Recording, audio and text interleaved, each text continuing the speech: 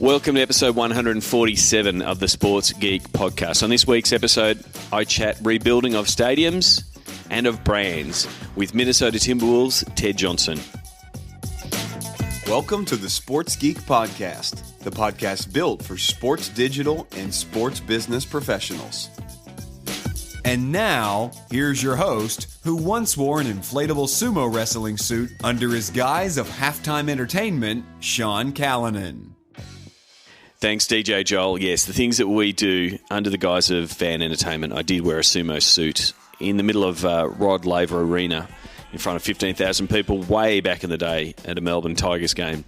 It was a lot of fun. My name is Sean Callanan. I am your host of the Sports Geek podcast. You may be listening to it on our site, Sports Geek HQ, or hopefully by now, because I mention Pocket Cast so often, you are listening to it using the Pocket Cast app. And that's if you're on Android or iTunes. I started using Pocket Cast way back when I was still an iPhone user, and since jumping to the land of Android, I've continued to use it. It's a terrific product, and terrific product for if you're an avid podcast listener like myself.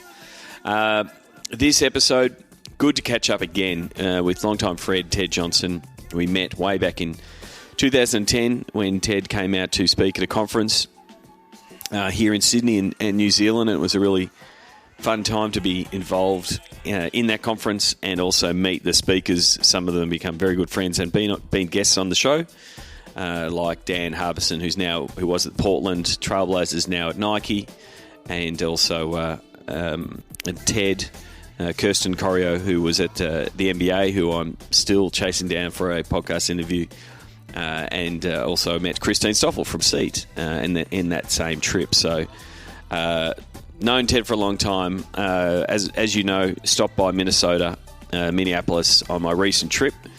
I was lucky enough to catch up with Ted to tour the new practice facility that he was speaking about way back in, I think it was episode 65, and see what that is. So we talked about that.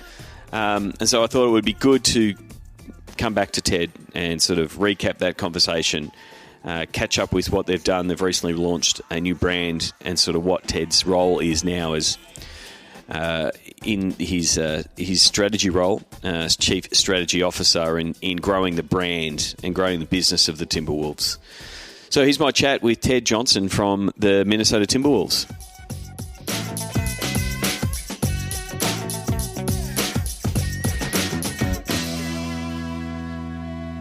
Very happy to welcome back good friend of mine from the Minnesota Timberwolves and Minnesota Lynx, Chief Strategy Officer Ted Johnson. Welcome back to the Sports Geek podcast. Hey, thanks for having me, Sean. Great to be with you. And I was lucky enough, and as I've sort of said on the podcast previously, I lugged my podcast gear across America on my recent trip in March, and not once did I pull it out and record an interview. So I'm in makeup mode, and one of the people I did catch up with was you.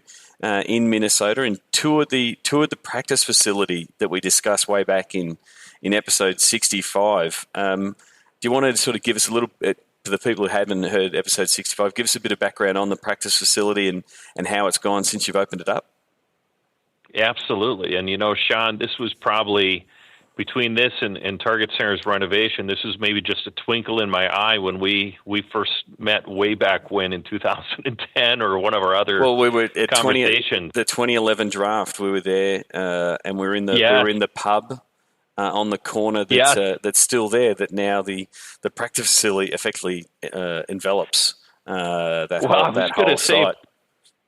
For sentimental reasons, we decided not to level that pub because you and I had a great time there. So we decided to build the training center all around that and envelop. I love that word. That's true. We've enveloped the Kieran's pub that you and I spent so much time in. But no, the practice facility is something that we're immensely proud of. We took the block that was directly across from our arena, Target Center Arena. And it was sort of a failed development. It was a full city block, and it had tried to become a retail development, had failed, had sat vacant. And as we went down the path really of looking to renovate Target Center and redo our arena, we looked at this other property as a way to sort of expand our footprint, and maybe get us some additional square footage that we couldn't necessarily get in our arena renovation because that footprint was so set. And in the sort of in that process, really developed what I think is one of the most unique training centers in the NBA, and it frankly has received rave reviews. We've had people like yourself, but I've had people from China, I've had people from New Zealand, I've had people from 6 premier soccer teams or football clubs, people from Europe and all over the world. Frankly, have traveled here to take a look at what we've done, and so our training center here, it's very large, 107,000 square feet. Not only houses the Timberwolves, it houses the Lynx. It also houses our 150 business professionals. Also has a public component, and one of the most unique pieces also houses a 20,000 square foot Mayo Sports Medicine clinic.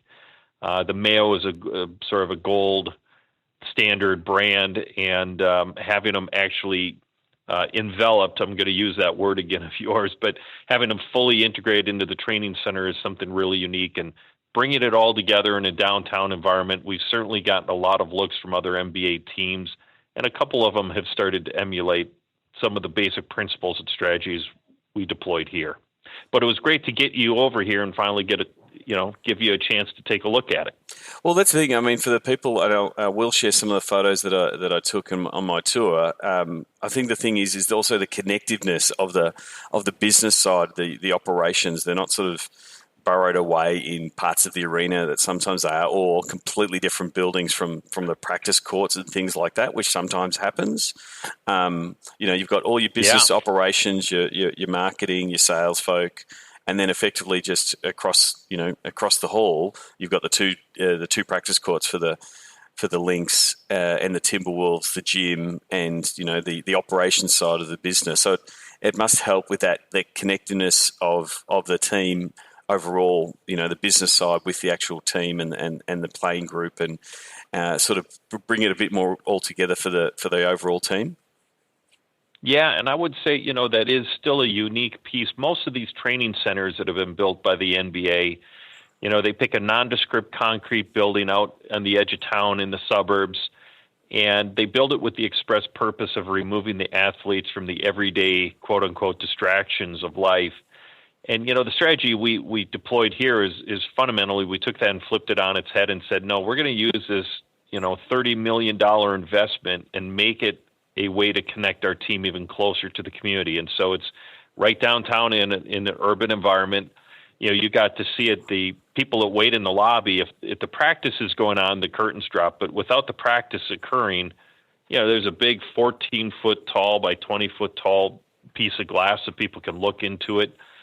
And as you mentioned, Sean, our business operations, the efficiencies and the time that we no longer waste traveling back and forth or waiting in hallways to catch players, it's literally people just walk through a door and we're right there in the courts.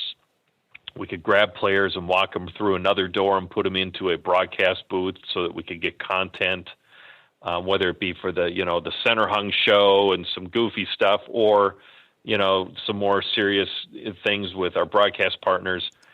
It's just made us a very efficient organization and brought our two sides of the basketball and the business, even closer together.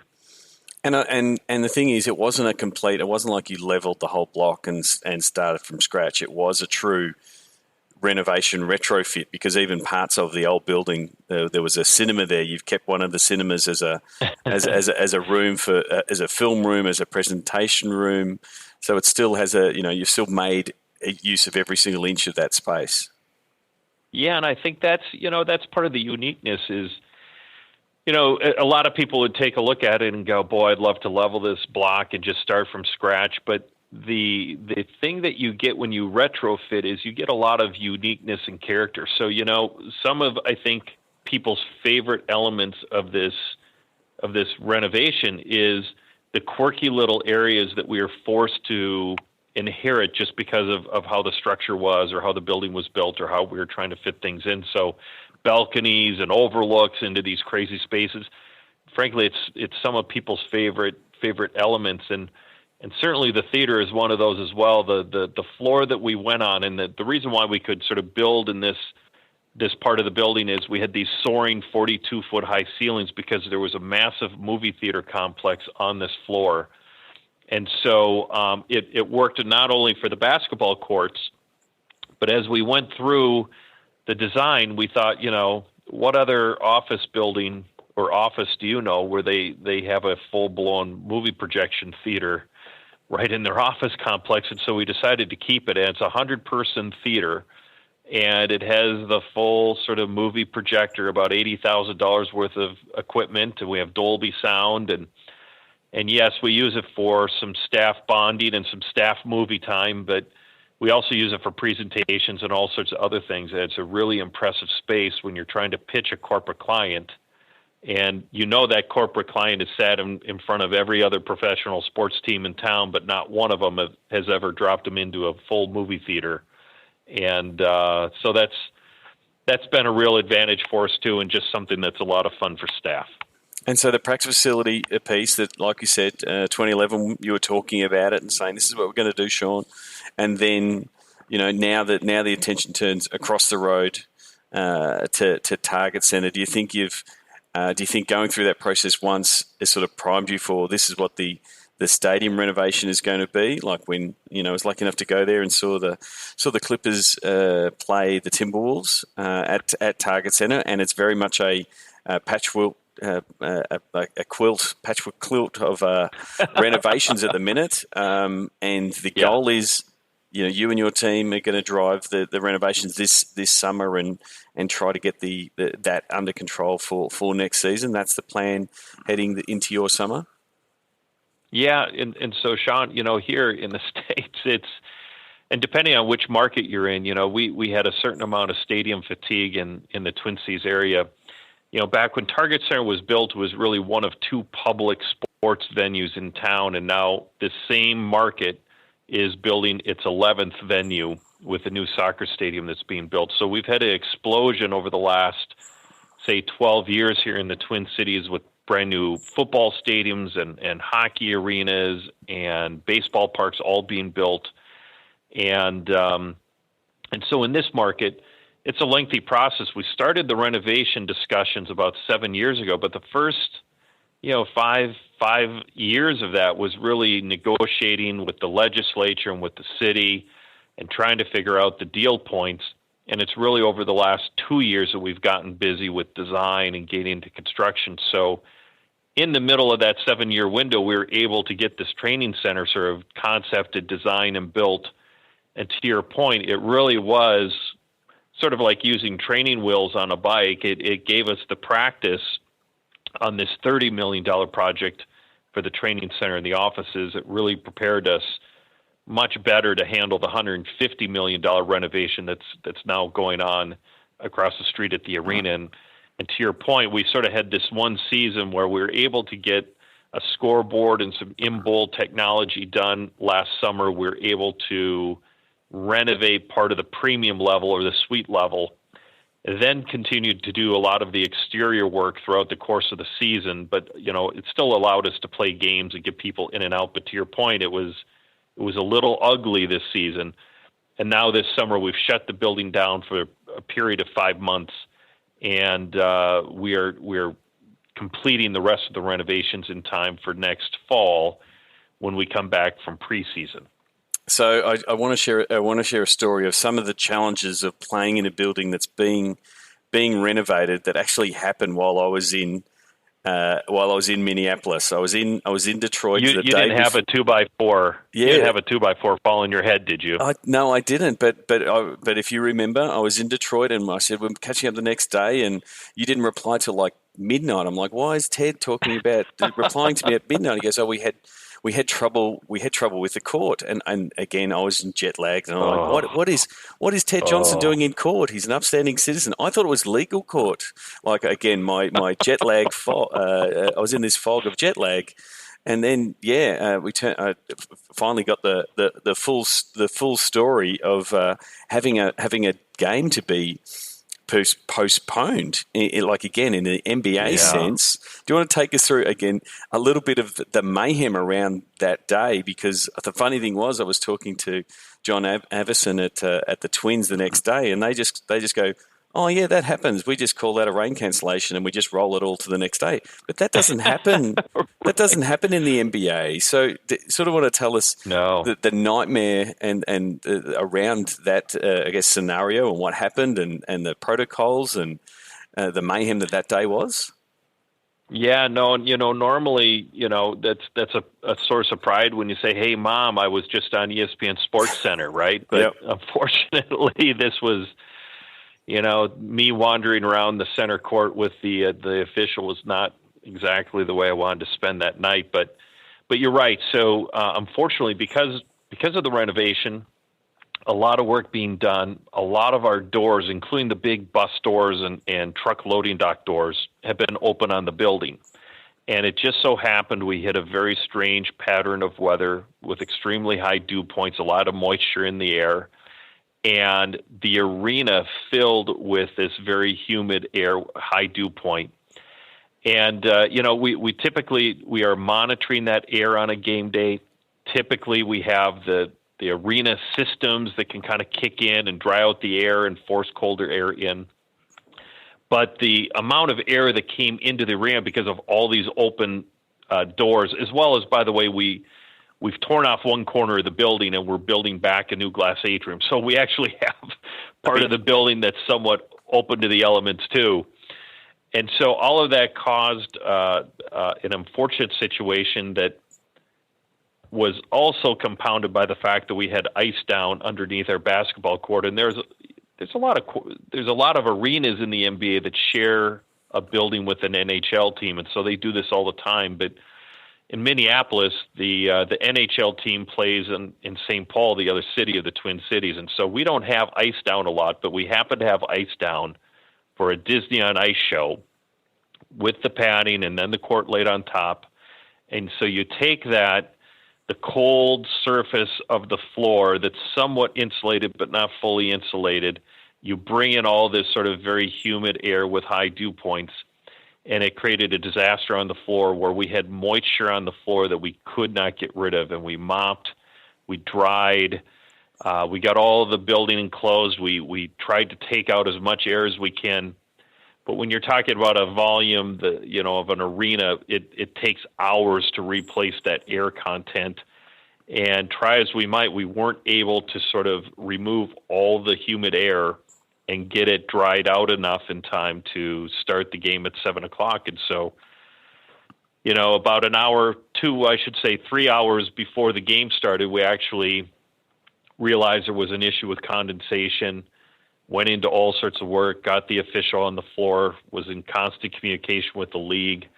And as we were doing all these remediations, we were trying to anticipate, if you delayed the game by a half hour, would it be enough? If you delayed the game by an hour, would it still be enough?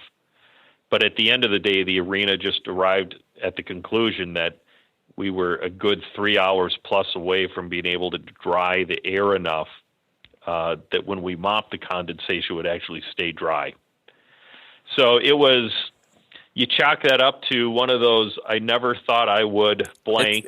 It very much was the perfect storm, but it was also the case of it's not a scenario that you have to deal with, like a stadium with a big hole in it because there's renovations and there's ice and a perfect weather element that sort of all came together, but it's very much the case. In sometimes there isn't a manual for what's going to happen in the world of sports, and it's a lot of communicating with the league, with your arena, making sure that the team's involved and trying to come out with the best outcome. In this case, it was rescheduling the game because the safety. But it was like I was talking to you the next day, and you were like, yeah. Like you said, never thought I would be in this situation of rescheduling a game for this kind of thing. But I thought it was the fact that it was handled by the next day. It was all sorted, and that the next day was getting because you had the Clippers coming in the next night. It's the machine rolls on, the game goes on, people have to make a decision, and yes, you do your best around appeasing the fans to get them to come back and all of that kind of stuff. But it was really one of these unique scenarios of all these things. It's again, you say going wrong, but they're force of nature. It wasn't a human error. It wasn't an operational error. It was just like, these are things happen, and that's the way that the MLB guys just sort of shrugged it off and said, well, we can't affect it if it rains, and we'll just play the game on another day.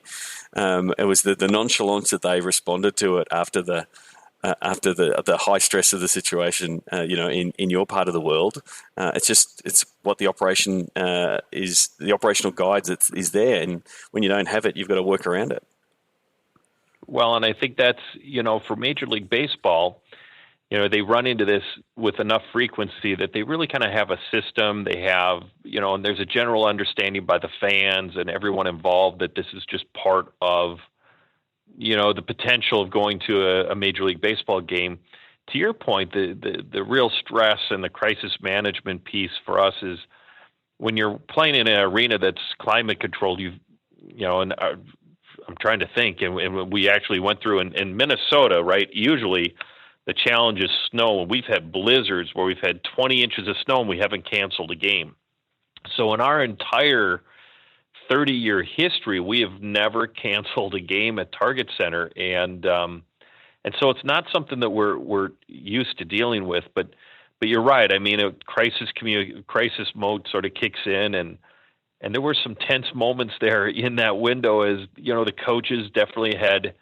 You have to remember, too, that game was against Portland, and we were still contending for a playoff spot, as was Portland.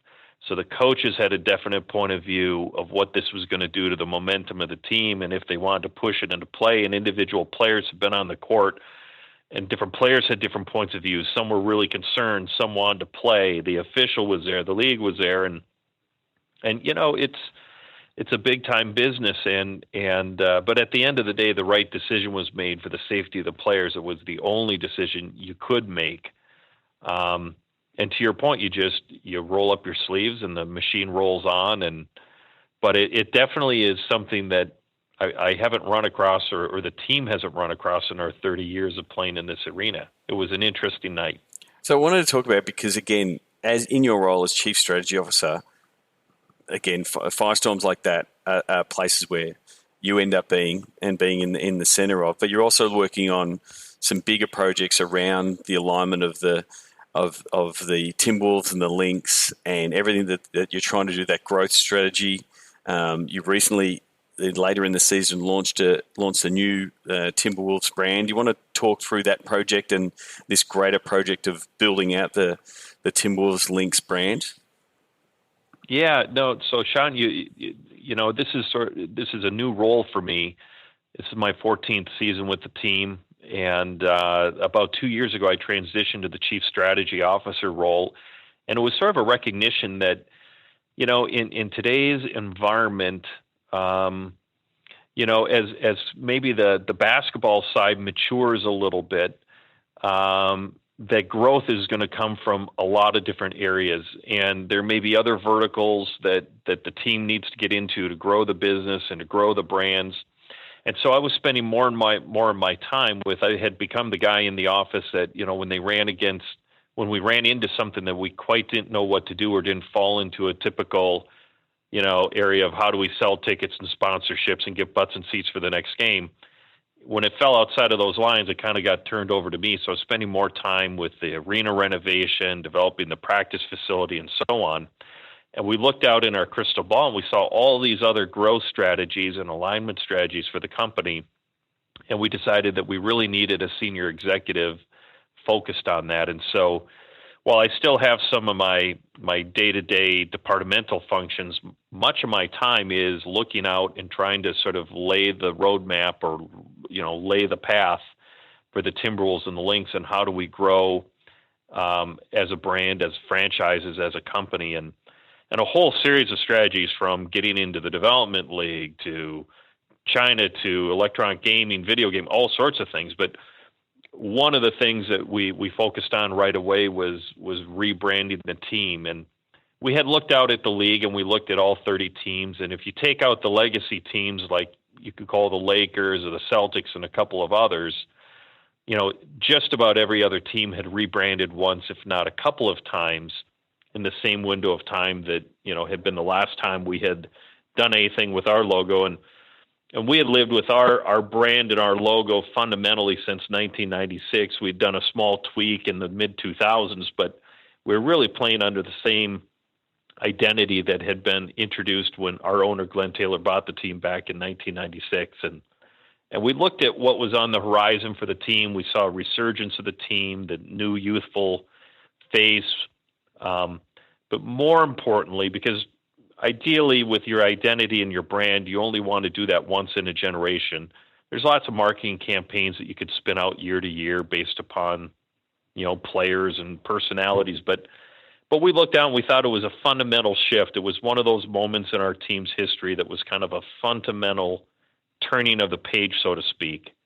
And with the renovation coming online in 2017, with the new training center opening, with a lot of the business initiatives that we had that were really more forward-looking, innovative, more aggressive, some of these other projects I talked about, we really said that we needed a new identity or a new physical manifestation of all this change that the franchise is undergoing. And we thought that was important not only for the team, but it was important for the fans too, because we've had a tough 12 years not making the playoffs. And we thought it was just right with everything lining up from on the court and off the court to sort of make that transition and turn that page and give people something very visible that says this is sort of a dawn of a new era of Timberwolves basketball. And that was really the genesis behind it.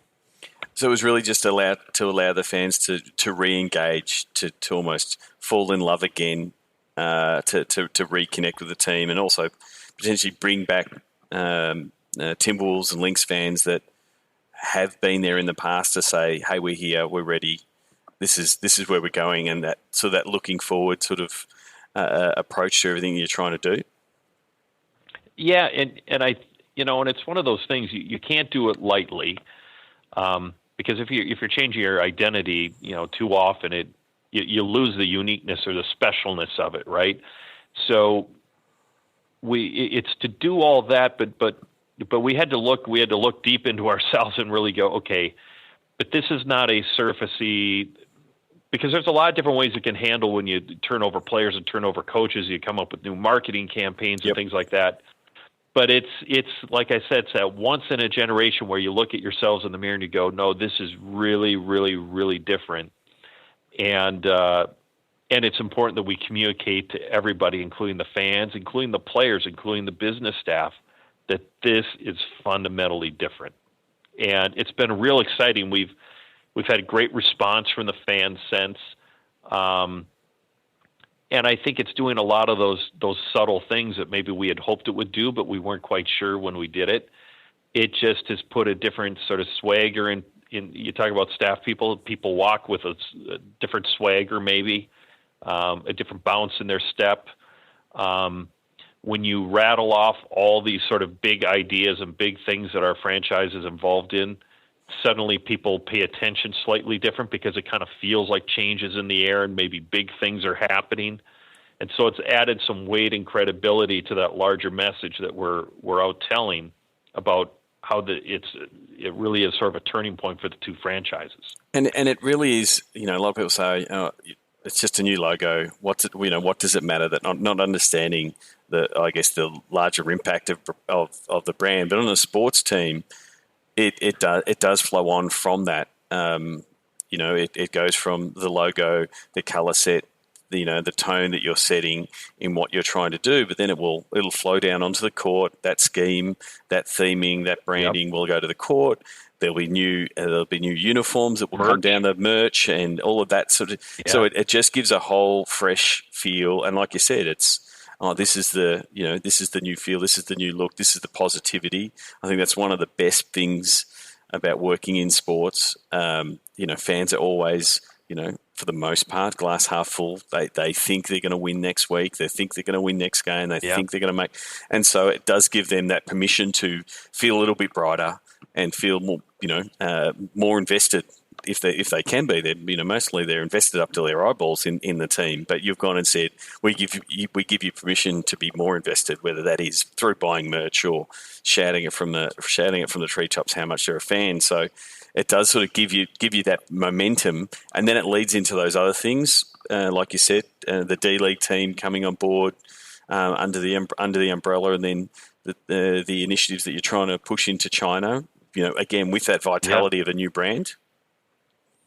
Well, and you're spot on, Sean, and I think to your point, hope springs eternal. That's a beautiful thing about sports, and I think that was, in our heads, it's the logos and the uniforms are the physical manifestation of that change. But it really, I think one of the things we're most proud of in how we rolled it out was we used it as a platform to communicate this deeper strategy, the larger strategy that goes beyond just the surfacey, logos and badges, and we still provided that for every fan that gets excited by it, but we are also able to leverage that into that deeper conversation, that new narrative, and that new story that we wanted to tell. And we felt really good in the way that we rolled it out, and we used our designer and created a ton of great content to educate the fans that it's not just a wolf, but there's a reason behind every stroke, and the legacy and the lore and the pride. And so it turned out to be very successful. We had over 1 billion sort of impressions throughout the campaign and a ton of engagement, and received really well. And to your point, it really sort of laid the groundwork for a deeper conversation about some of these other initiatives, D League, and including the games in China that we're going to play next fall. Yeah, I one of the more successful ones over the past couple of years has been, and I've heard Peter Sorkoff talk about it, the rebranding of the Atlanta Hawks, and the energy and the enthusiasm that built up in the market, but that then sort of, and again, it's not, hey, a new logo means performance on court, but it's sort of that goodwill and the enthusiasm in the market itself did drive, and they had that on-court success, and there was a sort of tenuous link there, but it was just the energy that of that new logo, new brand, new feel, new direction that it all offered. Sort of proved, hey, this is where we're going to get behind us. So I think that's why you, like you said, you tackle the rebranding and go from there. And from a China point of view, China obviously being massive market for the NBA. There's China games in October that you're going to be a part of. What are some of the things that you're planning around that? Because it's not simply, hey, we're going there to play 2 games, tick the box and get our passport stamped. What are some of the things you want to do sort of around that initiative? Yeah, so I think that we're looking at this much like you said, which is just like any other business, right? It's a tremendous market. It's a growth market. For the league specifically, it's the most popular sports or the league is the most popular sort of sport in China. I just got back a week ago from a week in China where we were advancing the trip with officials from Golden State and ourselves and the NBA, and it is amazing the number of people, especially when you come from a state like Minnesota where you have high concentration in the city, but plenty of elbow room in between, much like you guys in Australia. Yep. To go into one of these cities of 20-some million people, and the game is incredibly popular. Our players are incredibly popular. So, for us, we certainly are trying to find a way not only to grow the game and grow the league, but certainly on the Timberwolves side, it's like, how do we leverage this and gain even more fans? If they're going to be an NBA fan, we'd love them to be a follower of our team, and that can translate into people on the digital space following us and on merchandise sales and all those other things. So, and we have a unique advantage in that we became the first American pro team from the major leagues to add a Chinese limited owner. And so last July we introduced John Zhang, who is a Shanghai businessman, became a limited partner of the Minnesota Timberwolves. And so we have kind of a local connection and a local cheerleader in market who loves the team and wants to promote the team. And then you have our three young players that over the last couple of years have just gained a tremendous following. Zach LaVine, after the two dunk contest, went over for Nike and did a tour in China and was just met by large crowds. And Karl Anthony Towns and Andrew Wiggins have both been over there with their shoe companies. And so it's a fertile market. They're big fans of the league. A lot of them have heard of our young players and are kind of excited by the youth movement they represent. And then we have a Chinese owner over there. So we're taking a look at how do you leverage those things to build a larger following for us in China. Just based upon that alone, I think we're right in the middle of the pack of league teams. Despite the fact that we're not a playoff team and haven't won a ton of games, we're ranked. We fight well above our weight, and we're ranked right there in 14 or 15 our Weibo account. And that's kind of based upon these factors of our players and our owner and other things. So we want to find a way to use these games to grow our popularity. And so we're looking at all sorts of things. We'll have probably business leaders that will fly over with us that will try to use our trip and the exposure that it gives Minnesota to do some business there. Our Chinese owner wants to use the games and other things as a way to introduce other Chinese business owners to the team. And my sense from other teams that have gone over there, whether it be Sacramento or Houston or San Francisco before, is you don't conduct a lot of business on the trip, but it's all part of building that relationship and establishing relationships that you can go back to later and find ways to sort of leverage and turn into sort of good business for the franchise. So we have a whole grid of everyone from tourism operators to economic development people with the government to current sponsors of ours that do business to Chinese companies that are looking to do business back in the States or in Minnesota specifically. And we're building out a whole campaign of how do we engage these people on this trip to sow the seeds of things that may develop once we get back. And then I think that's the key thing. It's not a one hit wonder. It's sort of what's the longer form strategy on the fan side. As someone that's outside the US, there is no geographical boundaries on who you follow from a team point of view. So right. It's being able to use your players and their success and their youth as a marketing tool. And if someone in China sees a game and they see a game live and they see your players live, they're gonna automatically have a connection and want to follow. And I think that's what other teams have seen so far. Houston's obviously had massive inroads into China with Yao Ming being part of their team for so long. That's the thing. It's that longer game of the fan side to build out fans that are following you. But then, the business side and introducing Chinese business to the Timberwolves and the Minnesota market and stuff, again, that has potentially, long-term benefits for you as a team overall, because there will be more business going between the two parties, and if you're looking for growth, why wouldn't you be looking at one of, if not the biggest country in the world? Well, the audiences are staggering, and even for the Timberwolves, and this is much the same for most NBA teams. To your point, the NBA is really a global league. It's seen in 215 countries and territories around the world. We have over 100 players from 37 countries currently playing in the league. Just the Timberwolves, I think we counted up at some point that over our history, we've had players from 22 different countries. And with the digital world, right, to your point, the boundaries have really disappeared. And in China this last season, we talk about local TV and local TV ratings, and it's, in the Twin Cities or in the state of Minnesota, if we got a 4 rating for an average weeknight game, and that may translate into 100,000 households. That's a really great rating here for us. Yep. And would drive a lot of the revenues for our sort of local TV contract.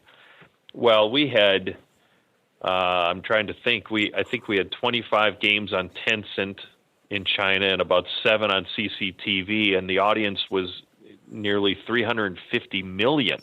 Yeah. I mean, it's just, the numbers are staggering. Half of our web traffic already comes from outside of the U.S. About a third of our merchandise sales occur from fans outside of the U.S. So it's kind of, our China strategy is part and parcel of the larger strategy, which is, the NBA is a global game. The Timberwolves are a global brand and a global team. And we have to find ways. Of course, the league wants to help manage when we get outside of our marketing zones. They want to help manage it so that a couple of big teams like the Lakers don't swamp the boat and take everything away from everyone else. But I think each team, or the teams that are really progressive or innovative or on this cutting edge, are trying to find ways to help work with the league hand in hand to push the boundary and grow the game and grow the following of the individual teams along with the league, because there clearly is interest. And like I said, the numbers in China, the fans are just, it's breathtaking. And they love basketball and they love the game. And I think the NBA's approach of, rising tide lift all boats. They're sort of letting the teams that want to lead the way into that area themselves lead the way. But if you have success, the Timberwolves still have to play someone. So a secondary team is going to get exposure every time a Chinese audience tunes in. So again, they're playing that longer game, knowing that if they get more fans to follow basketball overall. And the thing is, you will follow basketball in a closer manner if you are following a team, if you are invested in the success of, Karl Anthony Towns, and you want to see Andrew Wiggins, do well. The NBA knows that it's very much a player club league. People don't say, I love the NBA. Yeah. People say, I love the Timberwolves. I love Karl Anthony Towns. I love Ricky Rubio. That's how they identify. So anything that gets that in market and exposes them is going to be better for the league overall. And strange things happen. We still, and again, we're talking about the Timberwolves, not necessarily the Los Angeles Lakers or the Boston Celtics with 11 banners in the rafters, but we have season ticket holders from Japan who became Timberwolves fans when the team played there in 1997, the Timberwolves with Kevin Garnett. We went and played in Tokyo. And to this day, we have season ticket holders that bought tickets then are still season ticket holders today. And they come over once or twice a year when they can sort of see 2 or 3 games at a crack. And we have fans from the Netherlands. We have season ticket holders from Hawaii, which I know is still within the country, but it's quite a flight from the Twin Cities. So, to your point, fans get connected to players and to teams, and it becomes part of their identity. And in not a lot of cases, but in enough cases, that even translates to the point that they are so connected that they want to buy season tickets from halfway across the world, because that membership is kind of critical to who and what they are. And that's where I think the new opportunity, that's the longer game that the NBA is playing, that yes, there'll be, potentially more League Pass subscribers and things like that, but who knows down in 5 years' time, people might say, I want to pay $5 a month, $10 a month for the Timberwolves channel, and it's all Timberwolves. Yeah. And you can't, and I spoke to Jen Van Dyke about sort of a little bit about that with the Clippers and what, some of the visions that Steve Ballmer has. It's like you don't know where that market is moving, and a lot of that market will be, yes, you could get a lot of fans in the Minneapolis area, but if you have a lot of global fans, then that product becomes far more viable. So it's a bit of, we're still in that audience building mode, but you want to have them heavily engaged, get them to be deeply invested in you as a team. And again, it comes that identity thing. I've said it before.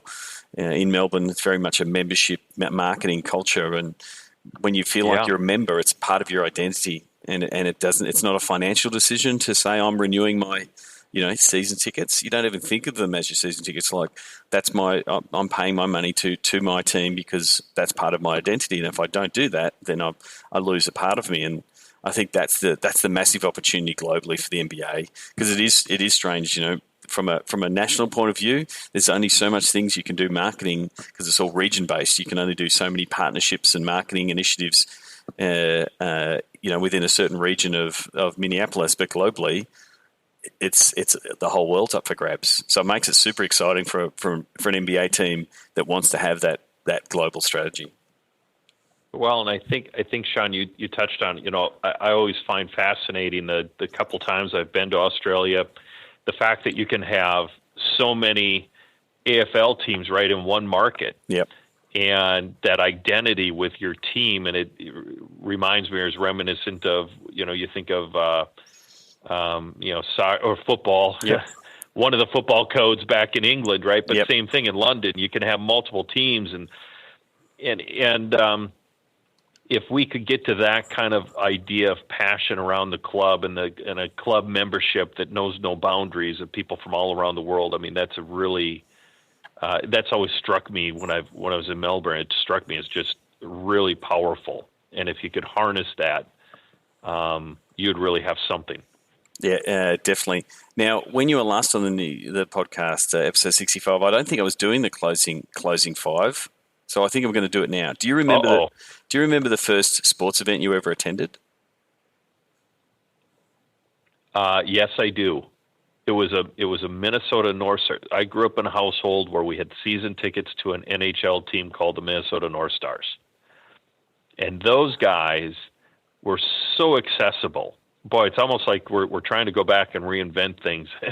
But those guys would come out after the facility, sign autographs. They actually, and now this is back in the 70s, but they would have a 6-pack of beer, and it just... That's probably why they're happier. The players were just so connected to the fans. There wasn't this great gap or delta.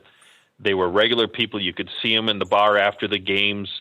And I wasn't in the bar at 9 years old, but they were just they connected with fans on a totally different level, and boy, it'd be great to get back to that. I remember that absolutely. And you have been to a fair few sports events and sports stadiums. Do you have a favorite food memory or a go-to food when you're at a sports event? So I'm a strange one. Rather than going to a comfort food go-to, I'm an explorer. I like to go and try different things wherever I go, and the crazier, the better. I'm the guy that will be in line. If I had to pick one, it would probably be that malt cup, but that's just because when I went to all those North Star games, I always had to have the chocolate malt cup. But as an adult, I'm the explorer. I want to go out there. I'm Indiana Jones, and I want to try, whatever there is on the Great Food Adventure Trail. So is there something memorable? It probably would have come on a stick of some form. Well, I'm partial to proteins on a stick. So I mean, there's a killer pork chop on a stick that I particularly like. But boy, if I had a little bit of time, I could probably go through a lot of different venues with a lot of different favorites. But any kind of crazy burger is good. Pork chip on a stick is always a good one. That has had a recent nomination as well. I think it's available at the Twins ballpark, the pork chop on a stick. I might have to come back for a ball game because it sounds delightful. Well, I even had this, and I'm trying to remember the venue I had it, but I had this waffle cone with fried chicken and chicken gravy on it. That was killer. So basically, these sounds like menus that Homer Simpson has built, but they all sound delicious. Well, you won't find me in the organic line. I mean, put some meat on a stick or in a bowl and pour a lot of fatty gravy on it, and I'm a happy camper. Terrific. What's the first app that you open in the morning? The first app, I hate to say it, but I feel like age has caught up with me. It's Facebook. It used to be Twitter. Yep. And I've had Facebook for a long time. I wasn't that active. I'm still more of a lurker than a contributor. But as I've gotten older in life, I kind of like to start the day with finding out kind of what friends and family are up to. When it turns to business, I flip over to Twitter and open up Twitter next. Terrific. Is there someone that you think the Sports Geek podcast listeners should follow or read, or someone in the sports business world that you think deserves a bit of a shout out that people should know what they're doing? Oh boy, caught me flat-footed. It's like who do I? Is there someone that is there a bit of a, who do I upset by not saying anything? Oh, exactly. Yeah. You'll be getting these dirty texts from people saying, "Ted, you forgot about me." No, it's really, I guess, and apologies because I do normally give my guest these 5 questions, and I haven't given Ted, so I'm giving him some thinking time here. But it literally is. Yeah, is there certain people that either you go to your LinkedIn profile and they're always sharing good stuff, or is there someone that you read a lot? And again, it doesn't have to be from the world of sport. Is there a person that an author or something like that? Yeah, we've talked about this before. I started my career in politics. I'm very much a guy focused on public policy. I draw a lot of the tools in my toolbox come from my first 8 years working on political campaigns and so on and so forth. Inspirational, sort of interesting sort of people they felt. David Gergen, who's a political commentator here in the States. Van Jones, who's a CNN contributor. Those are some of the folks. But if you look at within sports, Ted Lurkey is someone that I look to. He's another, I guess, I don't want to call him an oddball, but, there are only a handful of us in this sort of role of being a chief development officer or a top executive looking at doing development and strategy. And he's another one that person, I guess, that I keep in touch with. I look to, he's with the Milwaukee Bucks. They also are going through some tremendous changes. He's driving a lot of new things there, not only with the facilities, but also looking at the world like we do as far as how do you grow the game. He's another one, along with Peter, that I look to on their rollout for their brand relaunch. So, I would give a shout out to Ted Lurkey there in Milwaukee as a great person to track and follow. They're doing some interesting things, and I think they're just very smart in how they go about it. But if you're looking out in the world of politics, tune into David Gergen and Van Jones as well. Terrific. So the last one, it's Kevin Durant style, you're the real MVP. Is there a social media platform that is your MVP? Yeah, and it's more of a personal for me. It's become Facebook, and I go back to I found new value in Facebook that maybe I didn't see 10 years ago, and that may just be part of the aging process and different things that you look for at different stages in life. It's a challenge to keep up with the constant stream of new platforms and trying to anticipate sort of what's going to stick or not. And that's, frankly, I lean on you, Sean. I mean, I lean on Sports Geek to tell me what's real and what's a fad and what's going to be legitimate. Yeah, I mean, for mine, a lot of people answer Facebook because you can answer it 2 ways. You can either say from a personal point of view. A lot of people personally say Instagram or Facebook.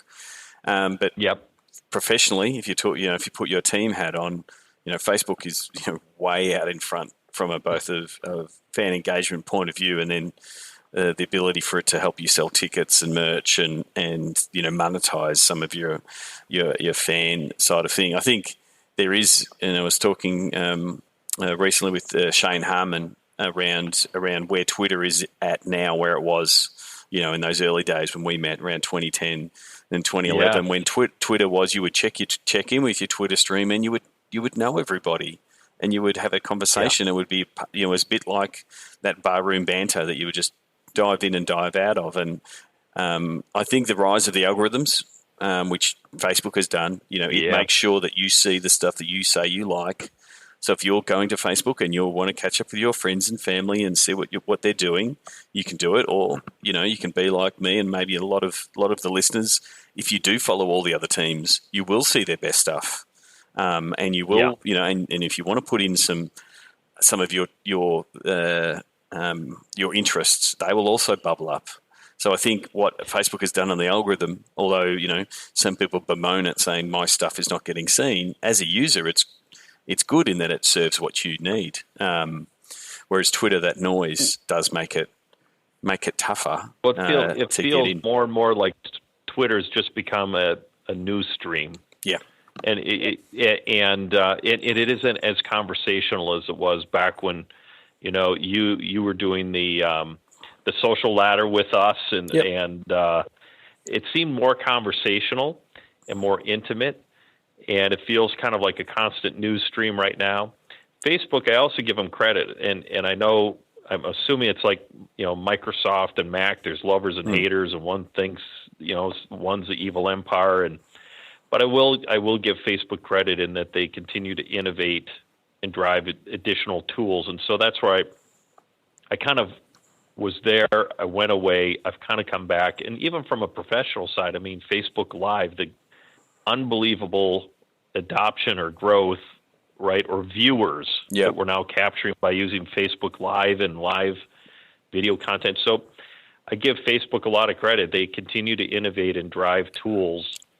And that's where I think they both continue to sort of create value, I guess. Yeah, and that's where I think that Facebook definitely is, and Twitter is sort of trying to do the same. They're both pivoting into media, fully fledged media companies. Like they have all our fans, and so we put, you put out a live video, it's going to go out to your fans. And, I know that the monetization strategy that they're rolling out across leagues. So if you're running a 30-minute live show, that there can be ads inserted into the show, and you can actually make some revenue, and you share it with Facebook. Like they're actually moving towards that space where they will be just another media platform, but it's effectively, I guess co-owned. I would never say you own your own Facebook audience, because Facebook does, and you're just renting it.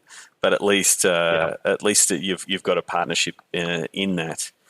So that's the closing five. Well, I was going to say, and Sean too, it more so than even a designed website. It puts that media company right into sort of into the hand. Yeah, that was the other thing that struck me about China, right? Is everyone is engaging on a mobile device, and you certainly get that more out of working through the apps like Facebook and Twitter than anything that we used to do with live streaming online on a desktop. Yeah. So it is definitely moving everyone into a mobile first. World. Yeah. Well, Ted, thank you very much for coming on the show. If people do want to tweet you, where can people find you on the internet? Sure thing. They can find me at Wolves CMO.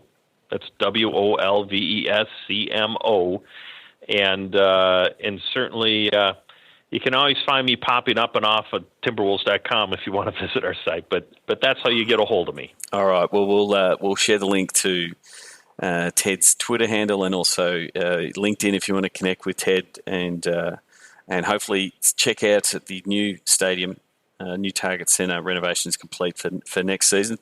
Ted, thank you very much for coming on the podcast. I don't know where's our next meeting. Is it you coming to Melbourne, or is it me coming back to Minnesota? I think it's back to you now. Is that how it's working? Well, hey, I wouldn't mind that. I have to find a way, but I like that strategy, so right. I'll begin working on it. But Sean, it was a blast as always, and I'll start working on my trip to Melbourne. Terrific. Sign up for Sports Geek News at sportsgeekhq.com/sign up now. Thanks again to Ted Johnson, or at Wolves CMO. If you send him a message on Twitter, he's still, as he said there, he still checks his Twitter. So at Wolves CMO as the handle that I've known him from for the last 7 years. Just before I close off, there's been a great response to the beta release of Sports Geek campaigns. It's getting very close to launch. We're constantly pulling a few levers to see exactly what teams want and how it's best positioned. You can go to sportsgeekcampaigns.com to register interest to be one of our launch teams when we kick off. And again, as I've said it in the last couple of podcasts, it's really to solve that problem of just bad sponsorship digital promotions. Too often, and hopefully if you're listening and you work in a digital team and you've had that email or that text asking to push out a promotion and you know it's not going to work, and that dread you have knowing you're going to post it on your socials and the fans are going to give poor feedback. Or on the other side of the fence, if you're in that partnerships team and you're pushing out something you know is not going to quite work and it doesn't quite work, and your digital team might be telling you, we're trying to solve that problem. Solve that problem by becoming more creative and better ideas for the campaigns that are more engaging for fans. As I think I said last time, woo-foo forms and 25 words or less type of campaigns don't cut it in 2017. There's definitely fans tune those out. So you need something engaging. That's why we're partnering with Tradable Bits on this initiative. So it's both the helping your commercial team to pitch, giving them something to go out and sell, helping them come up with the ideas that are creative, that fit, are in line with what your digital team are doing, and then taking that whole hassle off your hands. We'll build it, we'll report on it, we'll amplify it, we'll make sure the right people see it via some advertising, and we'll provide you a report that says this is what happened, this is what it was valued at. So it allows you to allows your partnership team to go down and sell, and gives you some really cool initiatives from a digital point of view that are far more appealing for digital teams to promote, because you're actually getting some good information and it integrates quite well into the content side of the business. So you can go to sportsgeekcampaigns.com to register your interest, or send me an email, Sean@SportsGeekHQ. More than happy to be talking about it to the Sports Geek podcast listener base. As I said, we're taking a limited number of teams initial launch before we iron out the kinks, so to speak. If you'd like to be involved, please reach out. We're looking forward to produce some really killer campaigns and some great results, both for the digital team and for your sponsors. So that's sportsgeekcampaigns.com. Until next episode, you've been listening to the Sports Geek podcast, and my name is Sean Callanan. Thank you very much for listening. Like the Sports Geek podcast? Find us on facebook.com/sportsgeek. Check out which teams work with Sports Geek at sportsgeekhq.com/clients. Please leave a review on iTunes.